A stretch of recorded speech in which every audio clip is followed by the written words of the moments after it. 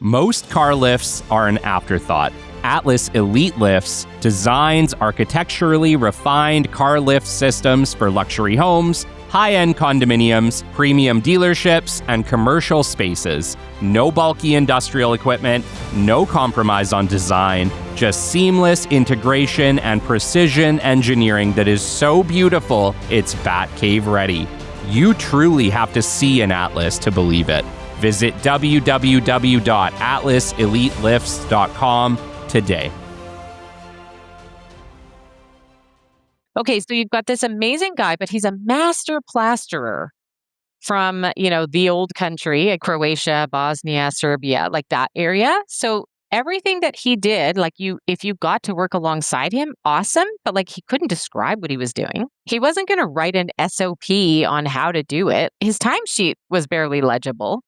So a guy like him is now retired. Where's all that information? Where's all that knowledge? It's captured a little bit in a couple people. I've got some of it. A couple other people that worked under him learned about it, but not enough. So that's a shame. The great Mark Cuban once said, "Business happens over years and years. Value is measured in the total upside of a business relationship, not by how much you squeezed out in any one deal." And we couldn't agree more. This is the Business Development Podcast, based in Edmonton, Alberta, Canada, and broadcasting to the world. You'll get expert business development advice, tips and experiences, and you'll hear interviews with business owners, CEOs, and business development reps. You'll get actionable advice on how to grow business. Brought to you by Capital Business Development, capitalbd.ca. Let's do it. Welcome to the Business Development Podcast. And now your expert host, Kelly Kennedy.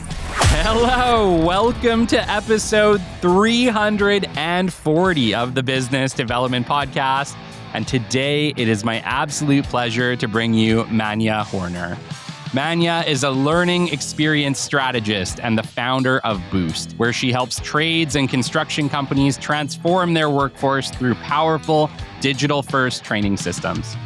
With deep roots in corporate instructional design, including designing training for thousands at BMO, and a background as a certified music and business teacher, Manja brings a rare mix of creativity, structure, and strategy to everything she builds. She's trusted by thought leaders and industry trailblazers who turn chaos into clarity and training into measurable team performance. What sets Manja apart is her ability to make complex information simple, actionable, and unforgettable. She doesn't just deliver learning, she engineers it to stick.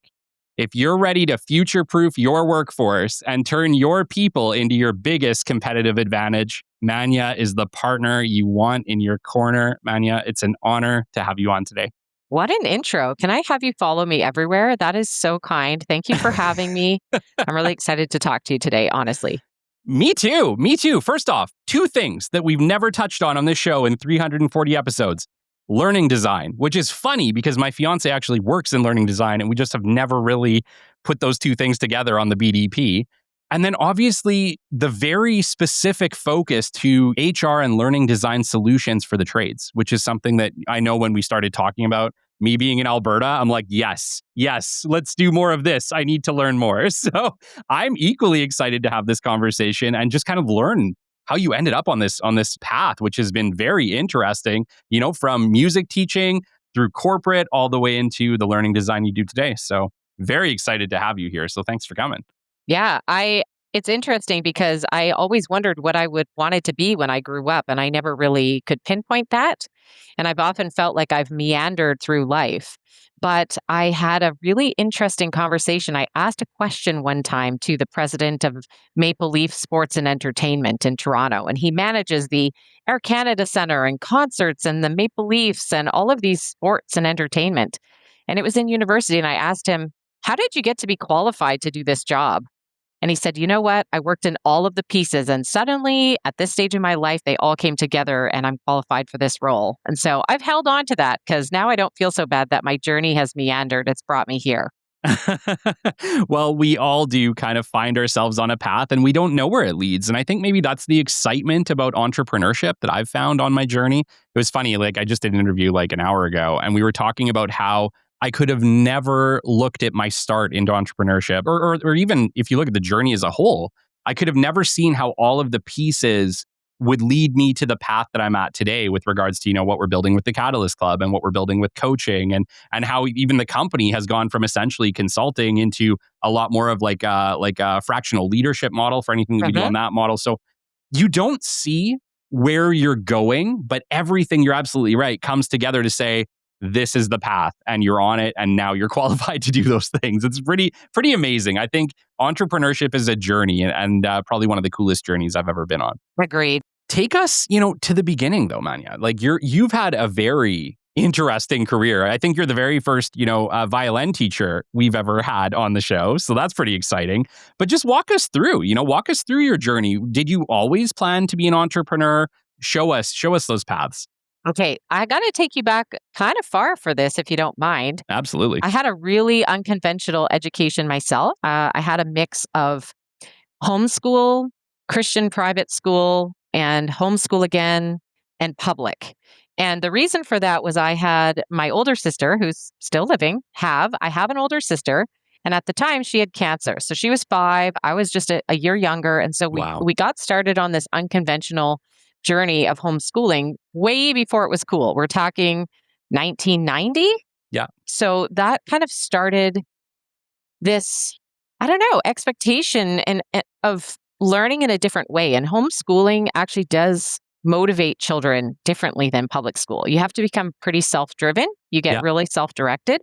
And for some it works and others it doesn't. But for me, I loved it. By the time I was in grade 7, 8, I had some private school, 1 year of public. That was a disaster. I hated it.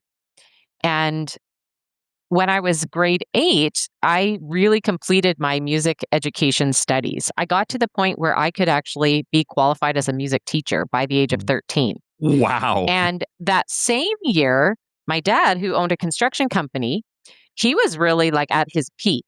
And I helped him transition from his paper-based accounting and bookkeeping to QuickBooks software. So I was 13. I was sitting in the office every night with my dad, helping him get QuickBooks uploaded, all the accounts organized. So I learned a lot just about what does it look like behind the scenes.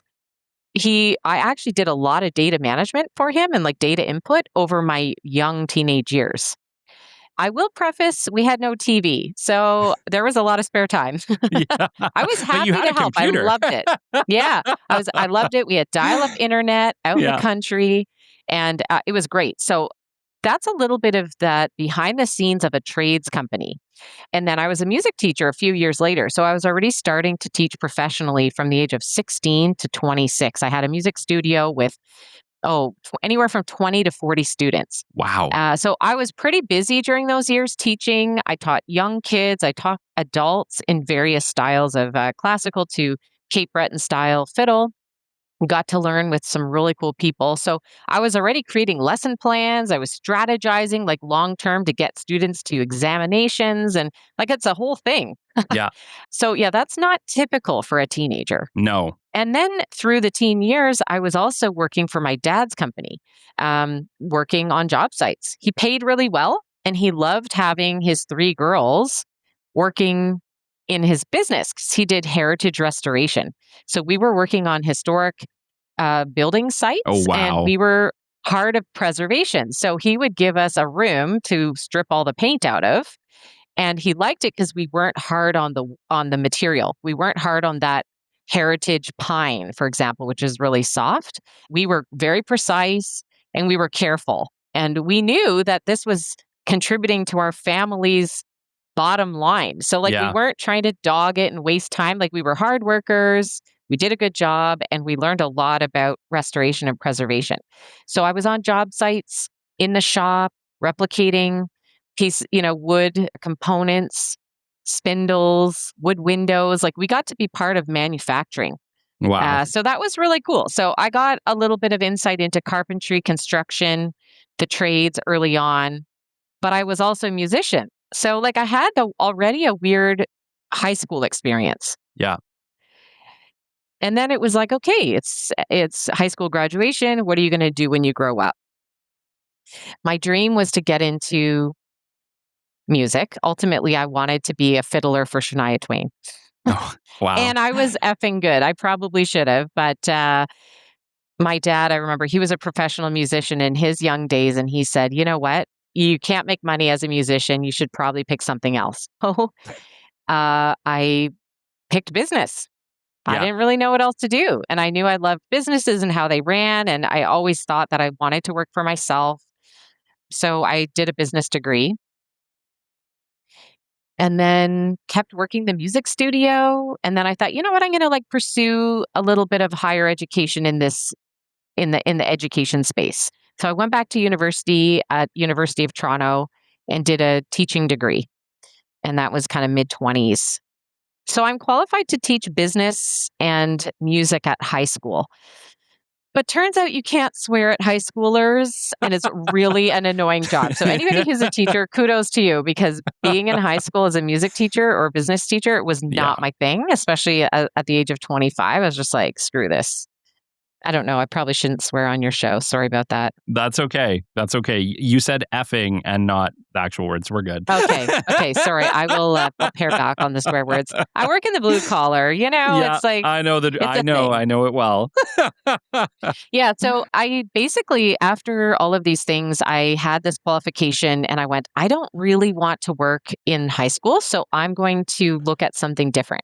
I was playing a music gig and I love these pivotal moments. So I was playing this gig and it was refreshments between shows.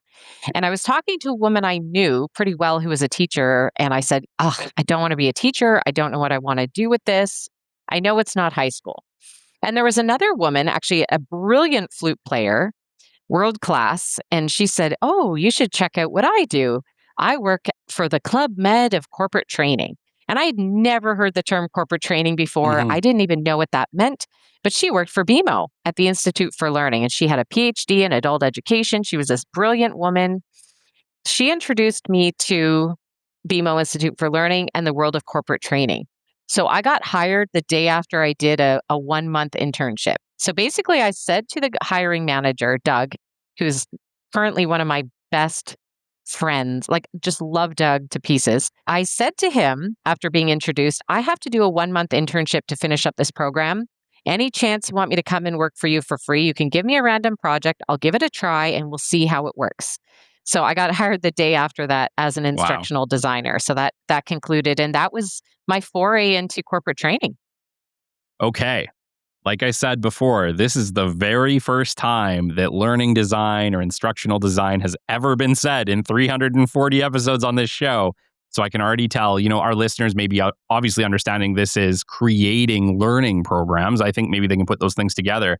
But can you maybe dive a little bit deeper into what it takes to create material that people can actually learn from and learn from well?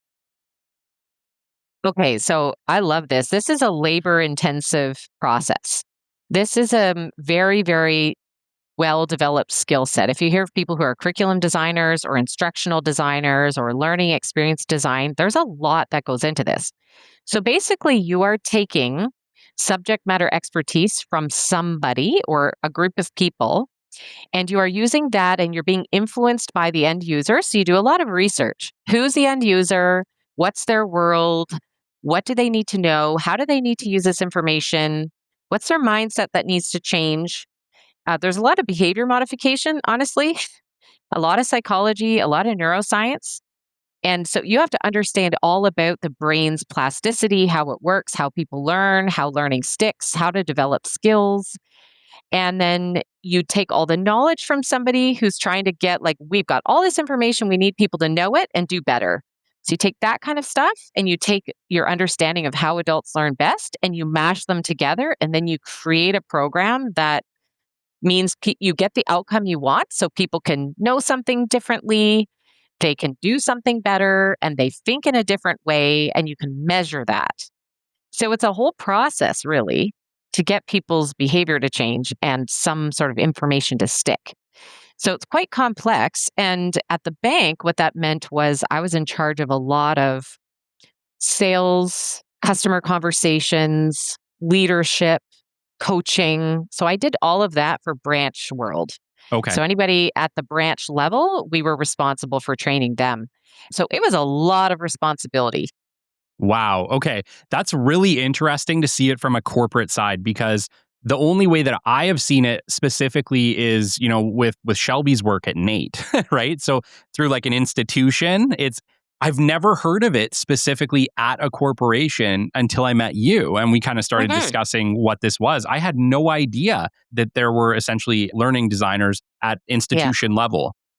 Yeah, there's whole departments that work within typically the HR umbrella, Okay. because there's a talent strategy. So, from a company perspective, if we drill this down to, let's just say, a company of 50 or 100, which is who we work with now, they're going, okay, we, need our people to work and be productive and to not make mistakes and to be safe and all of that. So, there's an outcome at the business level that's usually tied to revenue or productivity. So we want people to be able to do this. So then that means we need to get clear on who are those people? What's the job description? Then we need to recruit great people who have maybe the skill set or we know they're great and we want to train them. So there's an entire HR strategy Hmm. around getting the right people in the door. And once they're there, then it's okay, what's their first day to their first 10 years in the journey? So we actually do map out learning paths Wow. for people to be able to be successful in their role and then move up and get trained into other roles. Okay. So that's And a huge strategy at a big corporate level. And well, and then it for a small makes, company, it's right yeah. sized for them. Mhm. Okay, because I was going to say it makes a lot of sense maybe at that level, like when you're talking large scale corporation. I've never seen this, and I've worked at some pretty big companies. There, I think this has been pretty rare, at least in my experience with the companies Mm. I've worked at. And I've worked with companies that have, do 60, $100 million a year. And they definitely did not have a program like this in place, at least that I was aware of. Once again, I Mhm. guess maybe I wasn't aware of it, but Mhm. it's interesting from that standpoint. In your experience, do most organizations that you come across have this, or is this something that you have to introduce? Most have something, but often it's not that formal. And yeah, again, it depends on the size of the company. But I've since then, done a lot of training sales. And yeah, most companies have very strategic learning development departments, and there are strategies, and there is training, and there's a learning management system that holds the training. So, yeah, a lot of companies have this. Okay. Okay. Yeah. Just not something that I've Yeah. come across very often in Yeah. my career.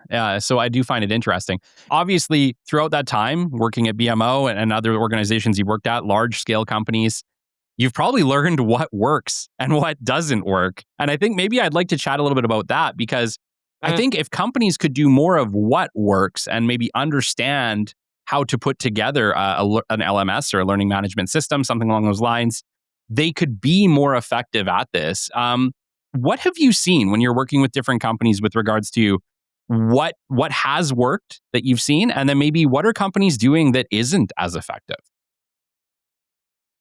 Yeah. Okay. So I love this question. What works? Basically, we have to treat adults as if they're adults. And we have to recognize that there are principles for adult learning that you have to stick with. So people don't learn by just giving them a whole bunch of brain dump, like, here you go. Okay, now you can do it. That's not true. You have to make information accessible so that people can go back and reference. So a lot of times it's drawing their attention to, where do I look this up, or how can I find this information? Just think about YouTube. Like, we do a lot of our personal learning through YouTube, right? It's like, oh, Yeah. I've got to change this, I don't know, light fixture. I've never done that before. I'm going to look up on YouTube how to change the light fixture. Yeah. Adults typically go source out the information when they need it. So Yeah. a lot of times you have to make sure people know where to go and look. And that has been a challenge in the past because companies aren't great at holding on to their own repository of, this is how we do it, and keeping that well organized. It's changing a lot with AI. Actually, we're prototyping some things now so that we can access information more readily within a company's database. Yeah. by using AI, or, retrieving information using AI models. So this is actually really exciting because things are changing from a technology perspective that are going to make learning and development professionals much more effective. So that's one thing. I think the other thing that people do well, or this is the converse, they don't do it well, is they expect people to be better at something without giving them opportunities to practice. So, of course, being a music teacher, you can't get good at something unless you've practiced. So, one of my philosophies, and it's carried me through my entire career, is you've got to give people good, structured opportunities to practice. They need to have immediate feedback, and it needs to be in a safe enough environment that they're not going to screw things up, but they can actually truly learn from it. So practice has become a bedrock to making learning stick. I think that's the thing that's most often done incorrectly, is it's more an infomercial or an Yeah. informative thing rather than an actual training. So those are two things kind of off the top of my head. There's a lot more just based on the principles of how adults learn. Lots of principles. We could talk about it for hours. Yes, no, I'm sure we could. No, I agree completely. I would say that almost everything that I've learned in business, I couldn't have really learned it just from a book, right? You have to be No. put in that situation over and over and over again. I talk to a lot of people who are struggling with imposter syndrome. And what I always say Mm, is you're only an imposter until the day you wake up and you're not, right? Like if you do something enough times and you're good at it, your brain at some point can no longer tell you you're an imposter at it because you're doing it and you're killing it and you're doing a great job. And so I kind of look at it the same way. It's like you have to be put in that situation repeatedly until you become an expert in whatever that situation is. Yeah, everything I've learned, I feel like I've had to learn the hard way. I like to say, but I once know. again, it's that hard way and that repetitive process of banging your head against a wall that eventually you have your aha moment. Quick pause here, and thank you for tuning in and supporting the show. I want to recognize Hyperfab, a Canadian precision fabrication company built by the team behind Hypervac Technologies, supporting projects in both Canada and the United States. They focus on high quality sheet metal, fast turnaround, and solving complex fabrication challenges when it matters most. Hyperfab is proud to be our title sponsor for 2026. Thanks for listening. Let's get back to the show. Yeah, sometimes I say when I hear somebody has made a big mistake in business, like they lost a deal that they were counting on or something, I'm like, ooh, that was an expensive tuition. Yeah. But unfortunately, especially in business, your tuition dues are those mistakes you make along the way. Hopefully you won't have to pay the tuition due twice. That's right. Exactly. You I got to paid a lot learn of from, tuition. yeah, me too. Take Yeah. me into the trades. Now, this makes a lot more sense to me now that I understand that you grew up, with a father as an entrepreneur running a Uh, construction company, but you could have focused on any industry with learning could have. design. What was it specifically about skilled trades and construction that you saw the opportunity? Oh, that's a great question. I'll just kind of pick up from where I left with BMO. I worked there for a number of years, and the thing that was so cool about working there was they had massive budgets. So I got to work on award-winning projects, huge budgets. I got to be part of the end-to-end system. So, like, what happens from the very beginning when somebody in the company says, "Hey, we need to do better at this," all the way to the learning system, the technology to the very end, and then cycle back through. So, like, that was really cool. I got to see the whole journey and the whole Yeah. cycle. Some instructional designers only get to see one little piece. That's most people, they just do their one little bit. But I got to see the whole cog. And that Yeah. was just because I got kind of set on some executive potential tracks and I got exposure that was intentional from my boss, Doug. So once I left there, more personal reasons, little kids, commuting, all the things, Yeah. burnout. Plus, I'm very entrepreneurial and I was starting to poke my fingers into things at the bank level at very high levels where I was like, why are we doing this? Anyways, that's political. We won't go there. We don't know who's listening. I'll move on. I actually resigned after a stress leave. I was like, Okay. I'm done here. And I started freelancing. So I had a really good reputation for getting big projects done. So I got hired by some different industries. I worked in pharmaceutical, I worked with doctors to create training for pharmacists. I worked in the natural health space, so medical herbals. Yeah. I got into creating safety training programs.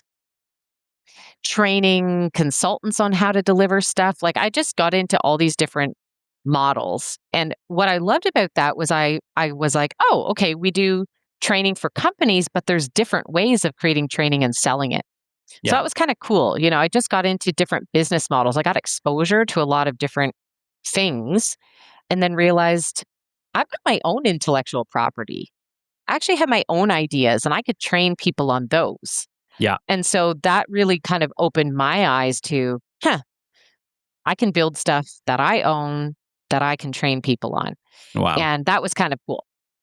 So the trades bit, it kind of all happened one time. I was walking down the main street of a neighboring town in Ontario, and I live in a very historic area. So I was part of the Architectural Conservancy of Ontario, and they are kind of like a governing body that lobbies at the government level. They do a lot of fundraising. They fight to protect historic buildings that are of significance. So I was part of that. And so I really care about buildings that are old and making sure that they stay and, are part of our history and our legacy in Canada. So I was walking down the neighboring town street, and I saw a very important brick building being absolutely sandblasted by these yeehaws who were taking all the paint off of the Yeah. brick. And there was just clouds of brick dust. And my stomach just goes like, holy cow, what are they doing? And so there's this big issue in the industry, and I won't go too far into it, where essentially low bid gets the deal. Yeah. It's a real problem in construction, actually. It should be low bid gets thrown out, high bid gets thrown out, and you go with somebody in the middle. And I started to look into, is there any certification for heritage people? Who's governing? Who decides that like this guy with his like two other dudes can just come and sandblast this building and wreck it? Like they wreck the brick. Okay. And that happens a lot. So I started looking into that. My dad's a heritage professional. He's part of an association of heritage professionals where you have to be kind of nominated to be there. But I learned that there's no training and there's no certification. So like some of the other trades, you have to be a certified electrician or you have to be a red seal this or a red seal that. There's nothing for heritage. So it's kind of wild. So that kind of got me on a journey of, all right, I'm a training person. Dad, you're a heritage guy. Like, what if we do something about this? So I started exploring this, got some actually really interesting meetings within the government, advanced skill development departments. This was before there was a big push for skilled trades training. This was actually back when the only thing the government invested in was climate initiatives. Okay. Yeah. So there wasn't really the budget at the time. So I kind of parked that, but that's really the starting of why did I get involved in trades? Because I saw a need and I went, wow, we can do something here. Yeah. So my mission and vision is a little different now, but it's quite tied to that pivotal moment. Yeah, I could definitely see that being, especially when you spent so much of your life protecting the buildings. I could absolutely see why that would be. Not to mention, we have some beautiful old buildings in Canada across the country. You're on the West Coast right now, lots out there. I spent some time in Halifax a few years ago and was just absolutely blown away by some of those beautiful old buildings and old churches there and friggin' graveyards that go back to, the 1800s. It's pretty incredible, I think. And I, maybe for me, it's just a little bit surprising because I grew up in Alberta and Alberta is fairly young in the grand scheme of Canada. So there's not much out here that's old, but man, it's pretty cool when you get to see like Victoria, Halifax, and some of those just absolutely, old places within Canada. It's beautiful. So I love the and calling. In Ontario, and in Ontario and Kingston, Toronto, there's a lot of stone. So we have a lot more buildings that have lasted and are still standing. Whereas Alberta, you have a lot more timber construction. A lot. Which is why you don't have things that are as old. Yes, it's been developed in more recent decades and centuries, but yeah, it's kind of cool. So anyways, when I started my business, I, for a little while, was working with other sectors. And then very quickly, I went, you know what? For one, I need to niche down for marketing purposes. So that was a real driver. And then two, I just said, I like skilled trades. I want to be part of this. I want to be part of this solution. Yeah. Because there's a third of the workforce of skilled trades is retiring. That's pretty significant. Wow. I talked to some companies and they're like, yeah, most of our workforce is over the age of 50 or 55. Yeah. And then there's been a whole stretch of time where students in high school were not encouraged into the trades. Everybody was funneled into university. So we had a I don't know how long exactly, but we had a span of time where the trades were not getting the people into it. Yeah.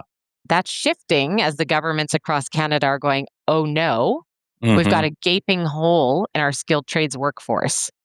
Lots of warm bodies, eager for the salaries, but not necessarily skilled. So there's an issue with that right now. And that's what we're on a mission to solve. We're on a mission with Boost to become the number one skilled trades trainers in North America. We want to have an amazing repository, really strong methodologies, and it's built for the trades. It's a different kind of worker, different kind of job site. They're not at computers. We have to train differently. Okay. Well, let's lead into that because I can definitely see the challenge here. I was going to ask you, what are some of the biggest challenges you're seeing with these construction companies across Canada? And I think you just nailed probably the biggest one, which is just a lack of people. It's not that there's necessarily a lack of work, but I experienced this when I worked in inspection services many years ago, where you could have the work, but you simply didn't have the people to perform that work. Are you seeing that happening again? And what has been your experience with the young people? Are they choosing to go into trades, or are they still being pushed in a different direction? So you've got probably 3 or 4 threads there that we can draw on. So if I forget something, help me come back to it. So Sure. one is, are young people going into it? Yes, I think the governments are doing a pretty good job of encouraging young people into the trades. There's money going in. There's more awareness happening at high school levels. Ontario's doing a great job. David Pacini's a minister there. He's really pouring a lot of money into skill development fund. A lot of that's going into unions. Okay. So they're putting money into union training facilities, training programs, more innovation in training. So leveraging virtual reality, leveraging simulators to give kids an idea about what actually the trade looks like. What does it mean to work in that trade? Start to kind of sample being an elevator technician through virtual reality, or working from heights through virtual reality, crane operators.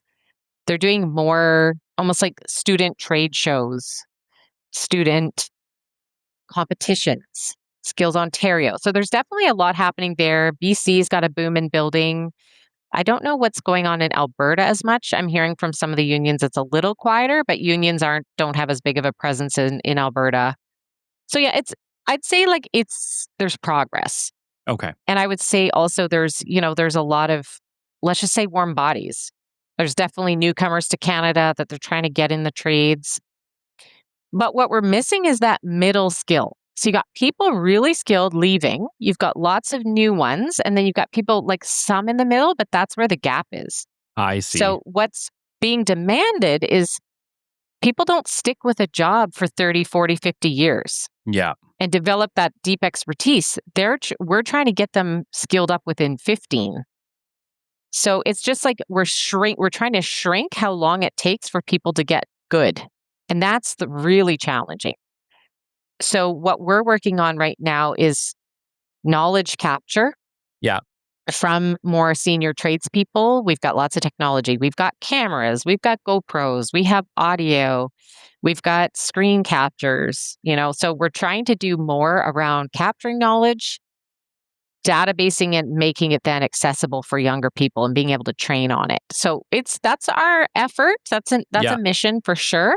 I feel like there was another good question in there, and now I can't remember. Oh goodness, I missed it too, but we'll probably pull back to it after. We'll cycle back. I'll remember when we come back to this. No, it's just really interesting because I've interviewed quite a few different HR leaders on this show already, and they were just talking about how basically, like you mentioned, the 30-year career, the golden watch is just dead. And it's not necessarily people's fault. Like corporations have done that, have created, not necessarily the most not necessarily the safest environments for employees over the past little while, right? And so I could definitely see how that would be impacting the trades where, yeah, historically people used to get in, you're an electrician until the day you retire, right? But I think now it's more of a gig type economy, right? People come in, they might spend 2, 3, 4 years, and then they're off to something else, and it's for their own protection. Do you think that's going to change for the trades, or what effect does that have long term, in your opinion? Yeah, I hear complaints from construction leaders saying, I have a good guy or I have people, but they're leaving to go work for the guy down the street for $1 more. So that's when I say, okay, well, what are you doing to drive people away? Like, it's your responsibility to retain. And your strategy should be, once you get somebody good in the door, you want to keep them there for a long time. So let's work on creating an environment where people want to stay, they love it, and they wouldn't dream of leaving. So there's a bunch of components there. There's certainly a culture piece. How great is your work culture? Retention's huge. Onboarding is really important. There are direct ties to a better onboarding experience means people stay longer. There are direct stats there. Provide ongoing career conversations. This is missing in trades. Nobody has a career conversation like, hey, Kelly, let's have our one-on-one. All right, where do you want to go? Where do you see yourself? What skills do you want to develop? Nobody has those conversations in the trades. That's very much a corporate conversation, but it can go a long way. Oh, you want to be a foreman? Amazing. When do you want to be a foreman by? Oh, you think you can be that in 6 months? Okay, well, realistically, it's going to be 18 months. And here's the training we're going to have to do to get you there. So show me you're stepping up and, like those kind of conversations, and then some structure around it. That's really important for retention. If you know that you're the least paying guy on the street, increase your pay if you don't want to lose them. Yeah. Or offer other kinds of compensation, have like bonuses for quality or bonuses for speed or whatever. Incentivize people differently. So they do have to think differently in the trades. You can't keep doing things the way you've always done it, or you will get left behind. And I think that's what we try and do with our customers is challenge status quo. We say challenge everything and boost anything. Like you can boost any of the aspects of your business if you're challenging the status quo. Okay. I love that. No, it's interesting. And I guess maybe one of the things that I can see business owners saying is, well, isn't that expensive? But maybe the argument isn't not having a system like that more expensive, especially if you're having high turnover? Yes, employee turnover is extremely expensive. It takes a lot of money to post jobs, recruit people, interview them, test them out, train them. You've got supervisors and leaders who are involved in training. Like it's not very productive for your bottom line to be hiring and cycling through people. It's actually extremely expensive. So you're better off putting a little bit more into somebody to retain them. Truthfully, like model it out. The numbers prove that. So yeah, it's a little bit more expensive to figure it out, but a little bit of training to get your managers and supervisors to have career conversations, it's not that complicated. Do it once a month, do it once a quarter. We're going into places where they've never had a career conversation. That's unacceptable. Yeah. No, I've worked in not per se construction, but like I said, inspection services for a very long time. Very similar, right? They go through a skilled set of learning. They get a ticket in something, and then they go to work on the oil and gas fields or whatever, right? Yeah. So I understand that. And I remember too, like I was in the operations, and I don't remember there ever being specifically, let's talk about your path. Let's talk about what this looks like for you. Then, that was back in, the early 2010s. So different time. I think a lot has changed. I think COVID really shook everything up and made people start to think a lot more about their people than we ever did before, which is a great thing, but I wish we were doing it sooner. Yes, I know, right? It's like, so there's a lot of challenges. It's not perfect, but we like to support people who have a vision to be better and who have a vision to leave a great legacy, who want to be a great workplace, who are open-minded. That's who we work well with. We don't work well with people who don't want to change. I'm basically like, we're not the right company for you because we are going to disrupt a lot. Yeah. It's for the better, but like sometimes that middle part, there's a little bit of pain in change. And one of the things we do work carefully on is not having too much change. Because as we can see, there's lots of real examples in over the past number of months and years with too much change too fast is very destabilizing. So you Yeah. have to be careful. Yeah. You touched on it earlier with regards to the essentially using a GPT style model to start to take a whole bunch of information and make it really easy to access. I think that's incredible. I think every business that has databases at all should be incorporating this. And it's not as hard as people think. It can be done very cost effectively nowadays. So I love that you guys are doing that. One of the other questions that I have is, what does the future look like for learning? Obviously, AI is coming in. There's different tools. Where do you see the future of learning design going for businesses, specifically in the trades or field-based industries? Yeah, so I think we're going to be leveraging technology way more. We have the ability now to retrieve information and interact with LLMs or learning language models. ChatGPT's one, Claude's one. I don't recommend that, honestly. I think it's better to do a local LLM so that it's more secure. Yeah. So it's just your company, just the information you're feeding it and training it. That way it's only you. It's not AI randomly making stuff up based on the internet. You don't want that. So I definitely see retrieval augmented generators, or RAG for short. That'll be very much something that companies are doing to pull from big documents, databases of information, software, Yeah. interviews or videos. It's going to be pulling from that so you can interact and ask questions in a real language and then get real language responses. So that's definitely the way things are going to go. We're prototyping, we're building that. By the time this episode comes out, it's going to be implemented in companies all over the place. Amazing. So, yeah, so for sure that's happening. I see continuous practice being something that's important. So, live coaching, live feedback. The human element isn't going anywhere. Working with a person who can give you really strong feedback is going to become a way to accelerate people's skill set. So we're doing that with communication training in the trades, as well as leadership training in the trades. We're not putting people in a classroom and sitting them down and telling them stuff. We're actually just doing individual practice so people get better at crucial conversations. That's something we're doing. For sure, that's a way of the future. Skip the crap and just go right to the practice. Another one is learning in the flow of work. So really carefully curated on the job training. That's intentional. Not just like, hey, Jim, get over here. Let me show you this, but more systematic. So let me show you this. Here's a peer to help you. Now I want you to show me, and I can attest to the fact that you've done it properly. That's going to be a lot more useful in the field.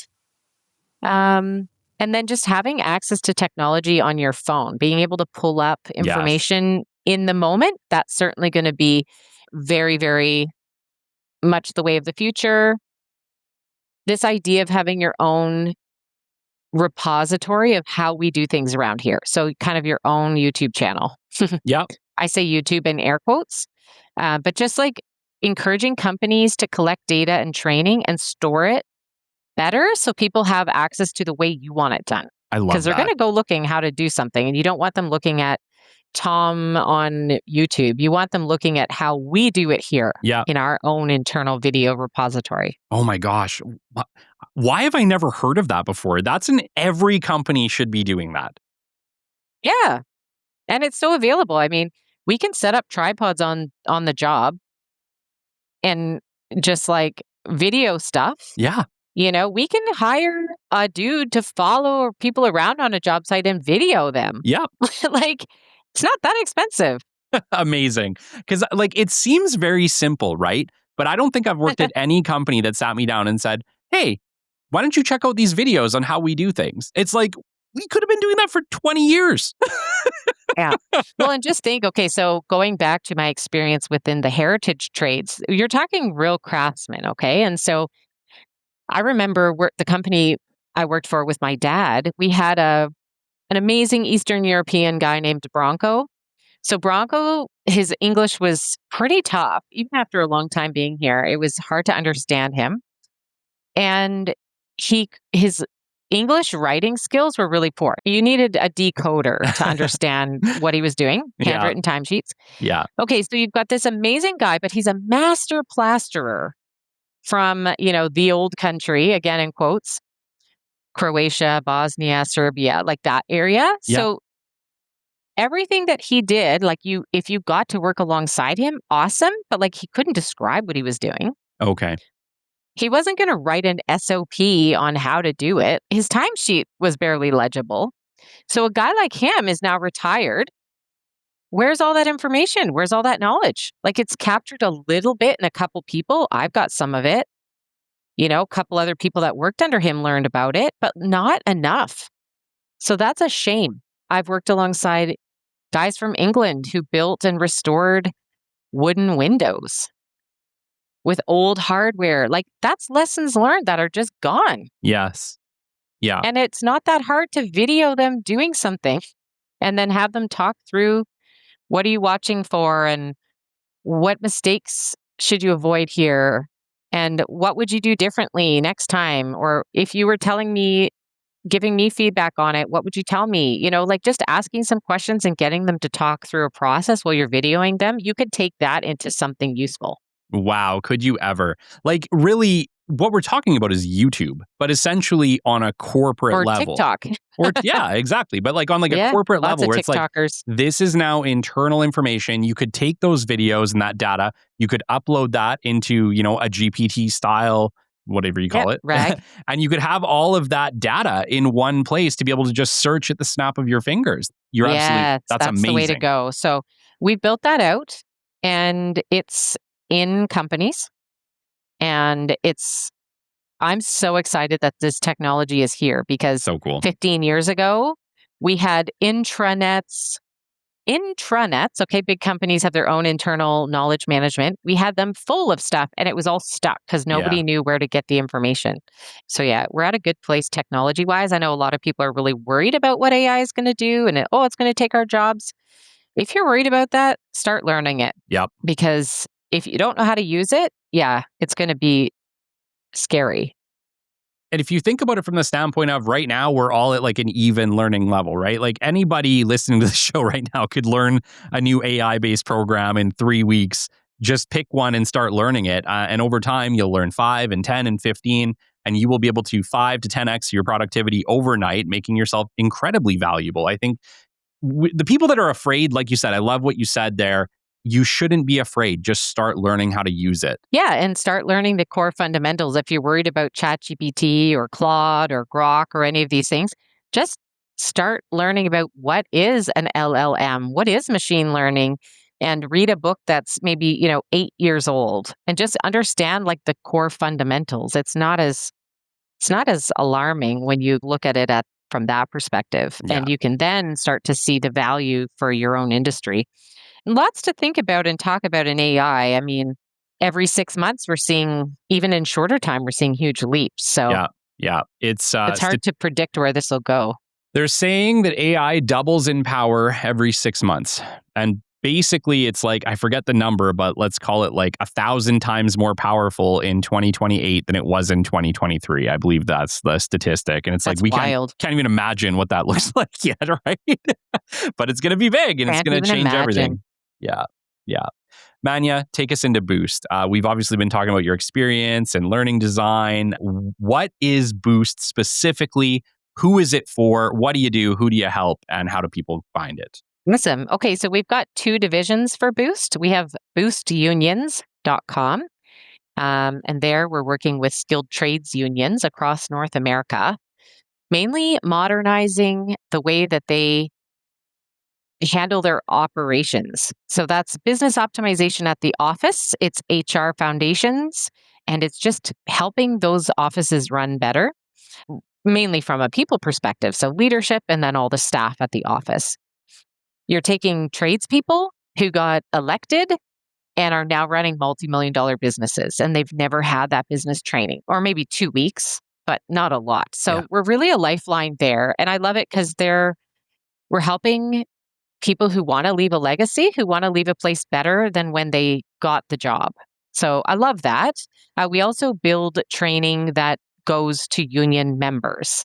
So communications, leadership, a lot of times they already have their skill-based training because they're Red Seal trades or things like that. So we're not as much in that category at this point, but would love to be. And so that's Boost Unions. The other side is Boost LD. So that's our Boost Learning Design side of things. And there we build out learning ecosystems for skilled trades companies. Typically, we're the right size when a company is about 50 employees and growing, because they are just at the size where it's really time to have a small learning department. Yeah. But maybe you can't quite afford to invest in multiple people to run your HR and training. So we're a fractional team. So you get the benefit of HR people, training people, compliance, technology, all in one. We kind of manage that function until it's time to hire yourself internally. So we're building courses for skilled trades. We're setting up this knowledge capture engine within companies leveraging AI. Yeah. There's some foundational HR stuff that we do. But yeah, really, if it's a skilled trades company that needs help with their growth on the people side, we're the ones. We're on a mission to be the number one provider of skilled trades training. Amazing. Did I say that right? You did. Skilled trades training. It's like a lot of words. Yes. Yeah. No, it's incredible. And for the business owners listening who, you said 50 people, but that shouldn't be the point at which they're starting to consider something like Boost, right? Mm-hmm. What's the point at which an organization should start to bring, an organization like Boost into the radar? Well, yeah, good point. I think you start to know when you're wearing too many hats, and you can see that people are leaving. So there's turnover, you've got frustrations. Maybe you need to hire leaders. That could be a place where you start to bring us in. We need somebody to manage that team or manage those operations. We've got companies that have technicians and salespeople, and they're a little smaller, and they go, we want to invest in you now because we know we're growing. So I suppose, 35, we have worked with some clients who are a little smaller like that. You just have to be at a point where you're willing to invest because you're growing. Yeah, so some of the triggers are just you're doing too many things yourself. You need to expand your leadership team. There's a lot of hiring happening, and you wish you had somebody else who was taking that on for you. People aren't performing the way you want them to perform. So that's a training issue usually. Maybe there's a lack of clarity in the work and the roles, and you just wish things were tidier and more organized and you had a system in place. That would be when you'd start to identify. And I mean, it's not cheap. You're talking a professional salary.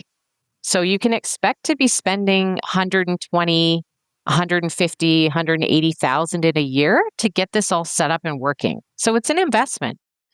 But in the back end, you're getting the benefit of 4 or 5 people on a team who all have different skill sets coming to the table in a project. So it's really actually a powerful model. Yeah. And you don't have to try and tie them together. Like, we manage all of that and go, here you go. And you're like, wow.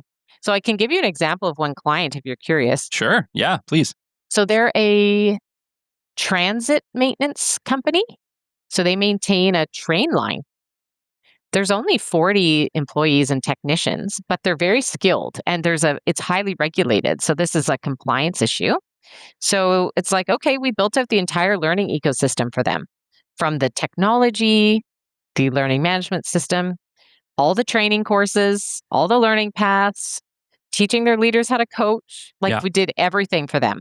That's also, an AI powered tool to be able to have people search the thousands of pages of manuals on switches and train components and all these things from the manufacturers.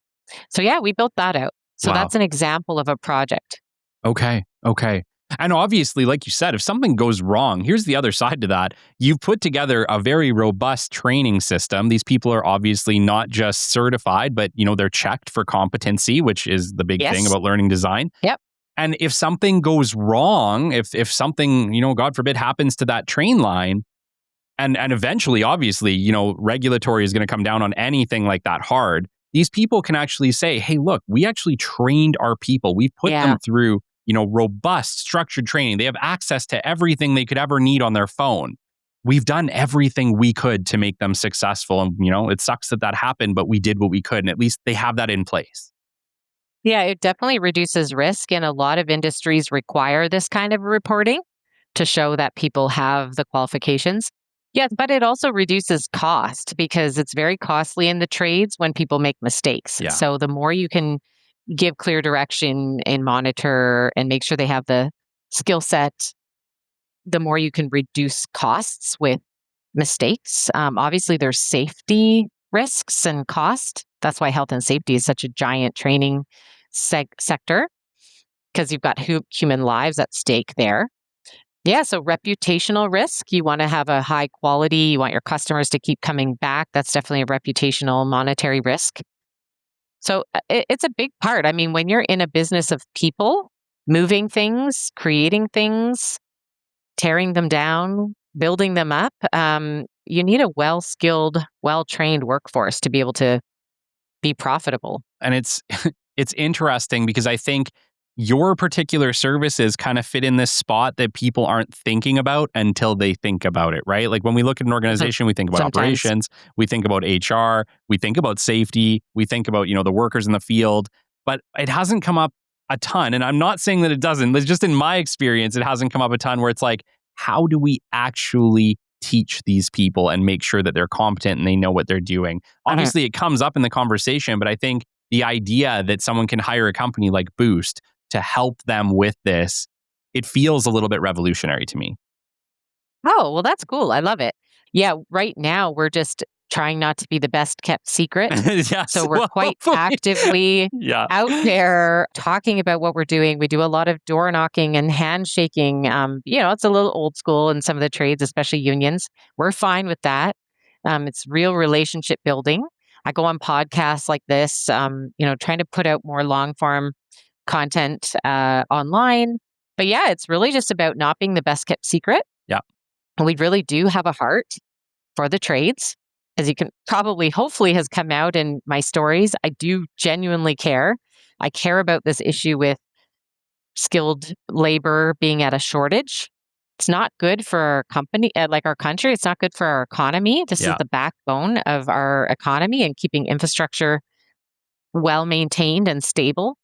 So it is important. Absolutely. Absolutely. That takes us to the end of today's show, Manja. If people want to get a hold of Boost, what is the best way for them to do so?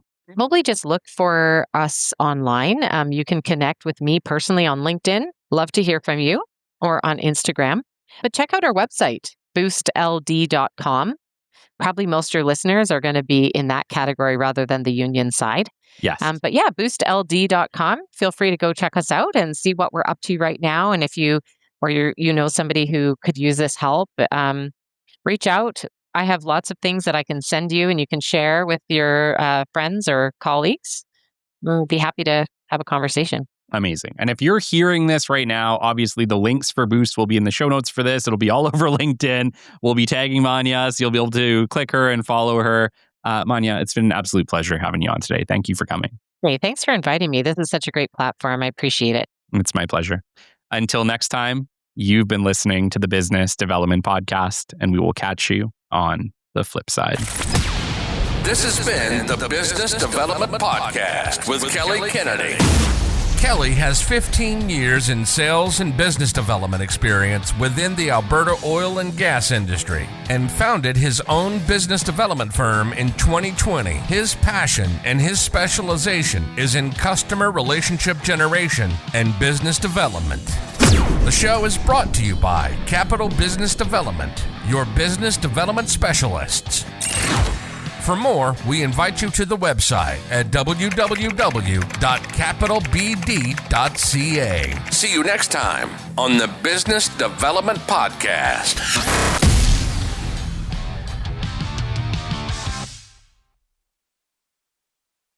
For industries like mining, forestry, construction, and energy, downtime is not just frustrating, it's expensive. For more than 55 years, Thunder Bay Hydraulics has helped keep critical equipment running, through expert hydraulic cylinder repair and manufacturing. With in-house engineering, precision machining, and decades of real-world experience, they solve complex hydraulic challenges that most shops simply cannot handle. Their mission is simple: a relentless pursuit of zero downtime. Learn more at www.thunderbayhydraulics.com.